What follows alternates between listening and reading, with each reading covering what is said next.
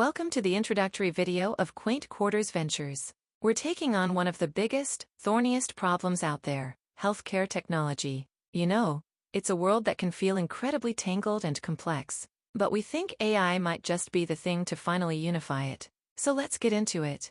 So let's kick things off with a question you've probably asked yourself. I mean, have you ever been in a hospital or a clinic and just looked at the technology and thought, man, this feels like it's from another decade?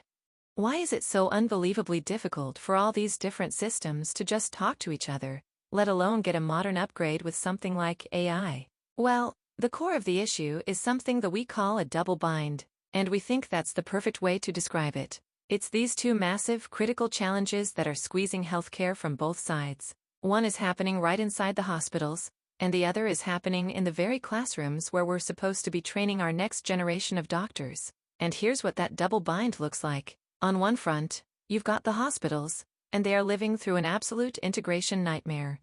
You know, there's software for billing, for patient records, the EMRs, and for scheduling. None of it talks to each other. They're all in their own little silos, which makes trying to plug in any cool new AI tool a total non-starter. Then, at the very same time, you've got medical colleges facing a major resource crunch. They've got a serious shortage of professors, which means they can't teach as many students, right when the standards for how we test and assess those students are getting even higher.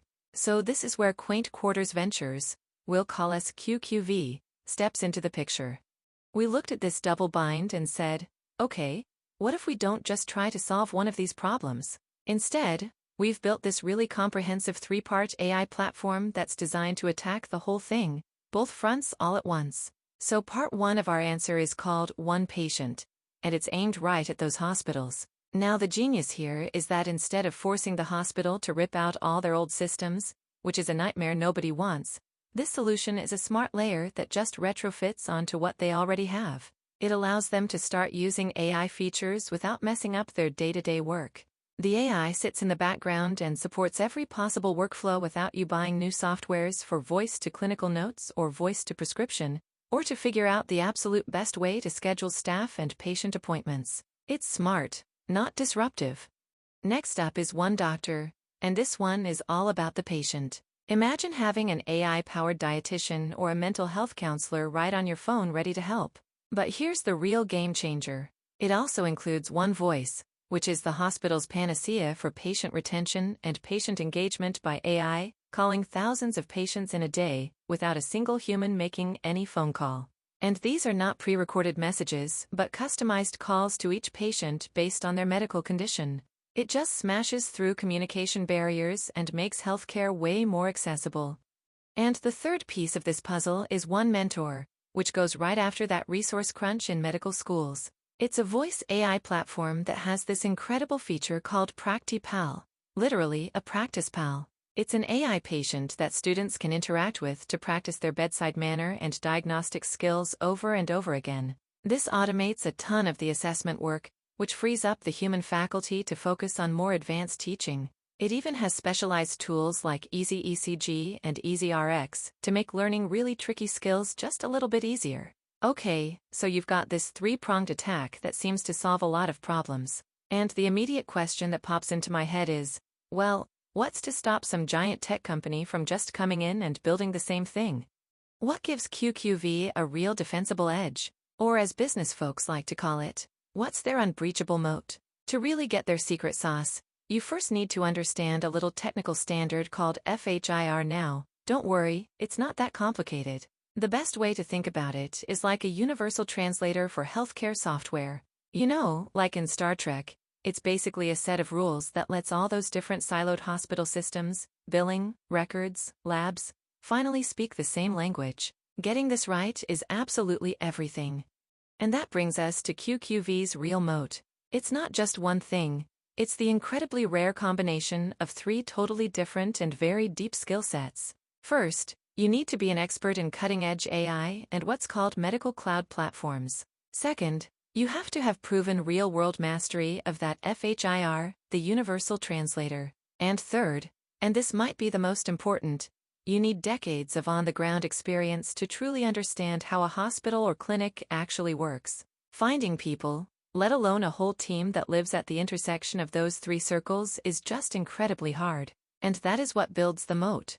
It takes somewhere between 3 to 5 years just to develop this combined expertise. You can't just go out and hire a bunch of brilliant coders. If they don't get the clinical workflows, if they don't get FHIR, they just can't build this stuff. The talent pool is disturbingly small, and that rare blend of skills is all guided by a really clear philosophy coming straight from the CEO, Dr. Saurabh Bhatia, who's bringing more than 25 years of his own experience to the table. His focus isn't just on cool tech for the sake of tech.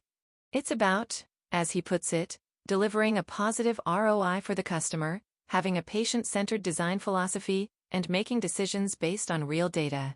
So you've got the product, you've got a defensible moat. The next big question is, where are they going to take this? Let's take a look at their global game plan and just how big of a market they're aiming for. And yeah, the opportunity is absolutely massive. They're starting with a primary focus on India, which has thousands of hospitals and medical colleges that are perfect for this solution. From there, the plan is to expand into the US, which is a huge and established market, and also into the Middle East, where there's a big push from governments for exactly this kind of digital health transformation. And listen, this is not just some plan on a PowerPoint slide. They are already doing it. Right now, they have a successful pilot of One Mentor running at the prestigious Armed Forces Medical College in Pune. That's a huge proof of concept. With that success under their belt, they're rolling out the final versions for One Mentor now, with the big hospital platform One Patient set to follow in 2026. So when you put it all together, what does this actually mean? Let's talk about the real-world impact this could have and the kind of validation their 40%. Just let that number sink in for a minute. That's the potential workload reduction for faculty at hospitals and medical schools. Think about what that really means. It's not about replacing people. It's about automating all the boring, repetitive, administrative tasks to free up our most valuable resource, the time and energy of our doctors and teachers. It lets them focus on what humans do best, handling complex patient cases and mentoring the next generation. And this isn't just a hopeful vision. It's a vision that's now got financial backing. As of this year, the company locked in an investment at about $500,000 value.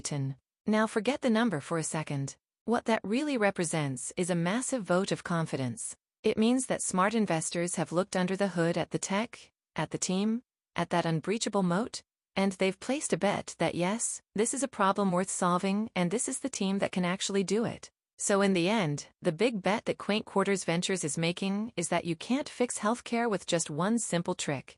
The real solution comes from creating a common language, a platform built on a very specific, very rare combination of expertise. And that leaves us with one final big question.